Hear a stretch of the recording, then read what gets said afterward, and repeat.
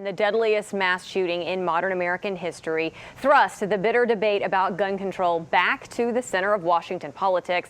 And joining us now to talk a little bit more about it are Erich Pratt, Executive Director of Gun Owners of America, and Ladd Everett, Director, One Pulse for America. Appreciate you both being here this morning. This continues to be a hot topic, highly divisive. It gets people on both sides fired up. I solicited questions from viewers online this morning asking them, what would you ask if you were sitting right here? And the overwhelming sentiment was, are we ever going to come to an agreement? Is there any type of compromise between both sides?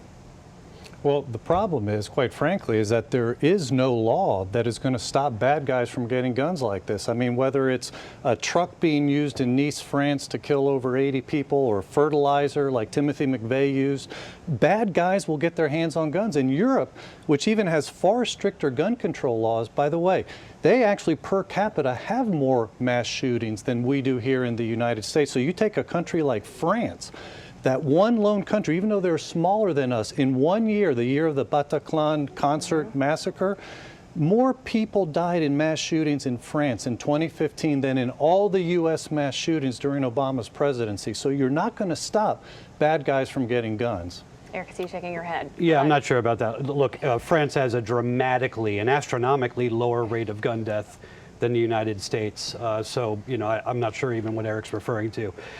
In other industrialized countries, people are not able to get the military style firearms and accessories that Stephen Haddock had in Las Vegas.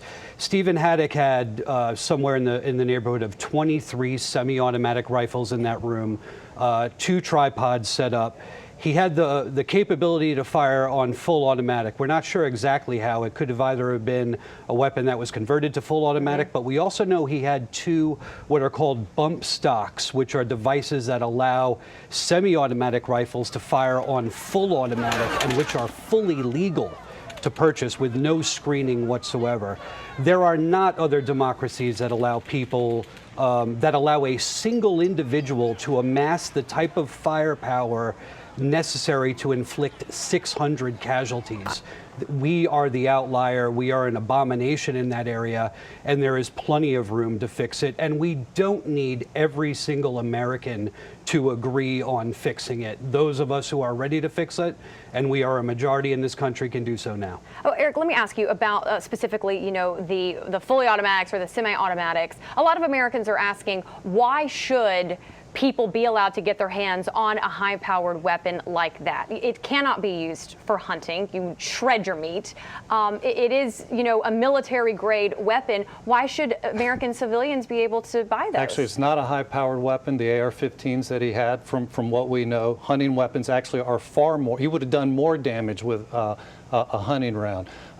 From what we can tell, he committed felonies in converting these weapons into fully automatic fire. From the information that we know now, Ladd, right. We don't know that he converted those weapons.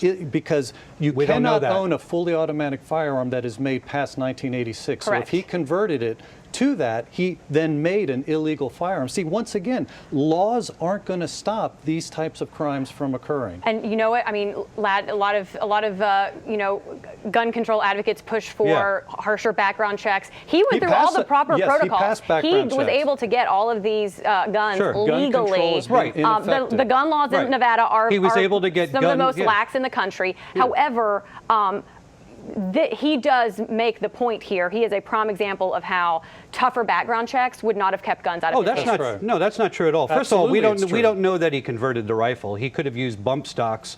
And we know he had 2 bump stocks in his possession the officials in Nevada are totally saying, legal. The officials in Nevada are saying that it appeared that he did convert these. Okay, and he also had bump stocks, which are legal. Committed felonies. Look, people in other industrialized countries and other democracies don't own AR-15s and AK-47s. That's not true. We have by far the weakest gun laws in the civilized world.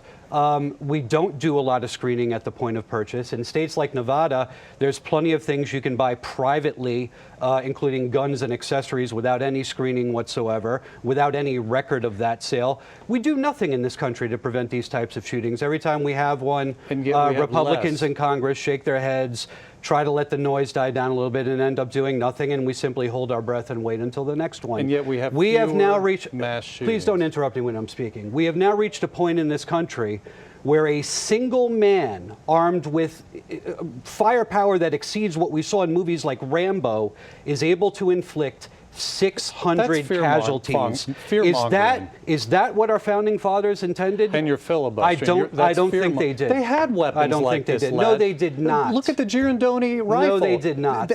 Absolutely, more than 20 rounds could no, be sir. fired. Militias were not carrying semi-automatic rifles. Eric, I do want to ask you, high-capacity ammunition I do want to ask you, do you believe in your heart of hearts that when the Second Amendment was drafted, that these type of weapons are what our forefathers had in mind? They actually had these types of weapons. And they intended for every American citizen to be able to get them. In fact, they passed a 1792 Militia Act, which required every man to own this type of firearm, to own a military-style firearm. So yeah, to for answer military your question, service. Yes, they did. Every man, but for every military man, service. No, it wasn't. Yes, just the militias were engaged in military service. The Supreme Court has rebuffed was that. Stephen Haddock engaged in military service, Eric? Has totally put down your position. Was Stephen Haddock performing military service in Las Vegas, sir? The right of individuals, not the militia, not the military, not the police. It protects the rights of individuals. We'll see about that. That's what the Supreme Court has said. Well, Lad, let me ask you, what laws would you like to see passed that would have stopped Stephen Paddock? I'm going to give you 3 things that we should do right now in direct response to this shooting in Las Vegas.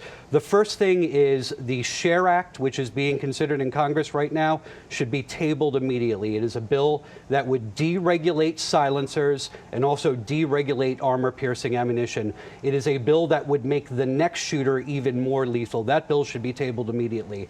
The second thing that should be done is that Paul Axel, the Nevada State Attorney General, should stop holding up the background check law that was passed via referendum in 2016 and implement that universal background check law immediately. But the third thing that should happen... He passed background checks. Okay, so you're not answering our question. But the next shooting, none of these things but there's would have going to stopped be that. another shooting, and the next shooting is not going to be committed by Stephen Haddock. It might be committed by someone who goes to a private show because he is prohibited under law. Okay, it's not going to be identical. When has that happened? And then the third thing, when have mass shootings happened? Every day this year. And they've all passed background checks. No, that's the bar in Orlando. Absolutely. The majority of them do pass background the Aurora checks. Theater shooting, the First of Navy all, Yard, most the mass San shootings- Bernardino shootings. You go on and on down the line. They all pass background No, checks. they did not.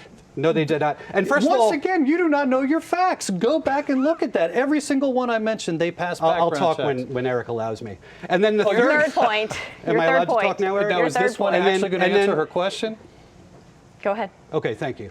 And then the third thing we need to do is renew the assault weapons ban to begin to get the ARs and AKs, and this guy had 23 of them in his room. We need to get those back off our streets. Those are the 3 things that should be done immediately.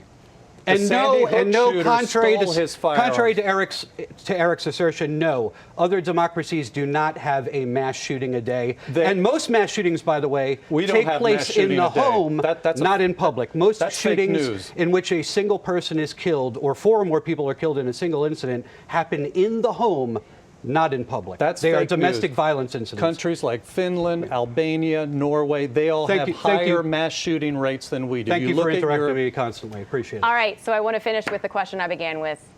Will we ever find common ground here? We don't need to. We don't need to. Only one. You both just answered the question. We don't need to. I thank you both for coming in. Appreciate it. It's what all of Americans are talking about right now, so I appreciate you both coming in and giving us your viewpoints. Thank you all.